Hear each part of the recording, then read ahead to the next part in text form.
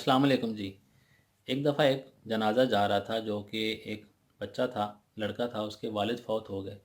तो बच्चा जब अपने वालिद के जनाज़े के साथ जा रहा था तो वो रास्ते में बहुत ज़्यादा रो रहा था। उसके अपने वालिद साहब के फ़ौत होने की बहुत ज़्यादा उसको दुःख था और उसी दुःख में वो बहुत ज़्यादा रो रहा था, बहुत ज़्यादा परेशान था और वो तरह-तरह की बातें कर रहा था।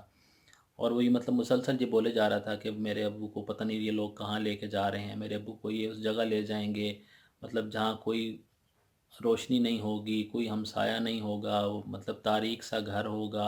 मतलब वो जो बेटा होता है अपने बाप के मरने की वजह से बहुत ज़्यादा गमगीन होता है और वो कब्र के बारे में बता रहा होता है और मतलब दुःख की वजह से उसको इतना ज़्यादा दुःख होता है कि उस दुःख में वो कब्र की मतलब तरह-तरह की बातें बयान कर रहा होता है कि कब्र मतलब जो कब्र इतनी तारीक होती है, उसमें आपका कोई साथ नहीं देता, आप बिल्कुल अकेले होते हैं, कोई आपसे बातें करने वाला नहीं होता, कोई आपका गम बाँटने वाला नहीं होता। मतलब जो भी तमाम मामलात दुनिया में होते हैं, जिसमें अगर हमें कोई परेशानी हो तो हम किसी के साथ बयान कर सकते हैं। हमारे घर में लाइट होती है, बिस्तर होता है, पलंग होता है, गर्मी सर्दी के मामले तमाम मामलात के लिए हमारे पास चीज़ें मौजूद होती हैं। तो वो सारा मतलब जितना रास्ते में वो जनाज़ा चल रहा था, वो लड़का इसी तरह की बातें करता जा रहा था कि अब्बू आपको दुनिया में तो ये सारी चीज़ें मौजूद थीं, मैं भी था आपकी खिदमत करने के लिए, लेकिन अब आप जिस तरफ जा रहे हैं, जिस घर में आप जा रहे हैं, उधर इस तरह की कोई चीज़ नहीं होगी। आप बिल्कुल तन-तनहा रह जाएँगे, कोई आपकी खिदमत करने वाला, कोई आपसे प्यार करने वाला, कोई आपका ख़्याल रखने वाला नहीं होगा। वो एक तारीक घर होगा और ये सारा मामला होगा।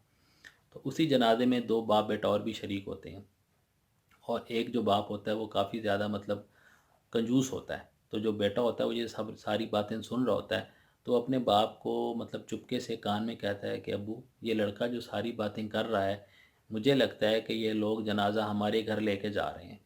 तो उसका बाप बहुत हैरान होता है और गुस्से में उसको कहता है कि ये तुम क्या कह रहे हो? तो बेटा कहता है अगर आप गौर से इसकी बातें सुने, ये जो सारी बातें बयान कर रहा है कि घर में ये भी नहीं होगा, वो भी नहीं होगा, ये भी मसला होगा, वो भी मसला होगा, तो मुझे तो यही लग रहा है कि ये हमारे घर जनाजा जा रहा है, क्योंकि जो ये सारी बातें बयान कर रहा है वो सारी बातें हमारे घर में मौजूद हैं, हमारे साथ हो रही हैं।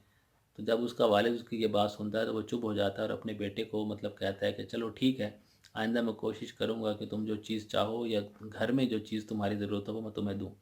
तो हमें भी कोशिश करनी चाहिए कि हमें बहुत ज़्यादा कंजूसी नहीं करनी चाहिए। एटलीस्ट जो रोज़मर्रा की ज़रूरियात हैं या जो वो तमाम चीज़ें जो हमें घर में चाहिए होती हैं, हमें उनका ख़्याल ज़रूर रखना चाहिए। इतनी ज़्यादा कंजूसी भी नहीं करनी चाहिए और वैसे भी कंजूसी बहुत ज़्यादा अगर कर ली जाए तो वो भी हमारे दीन में जायज़ नहीं है। Thank you so much.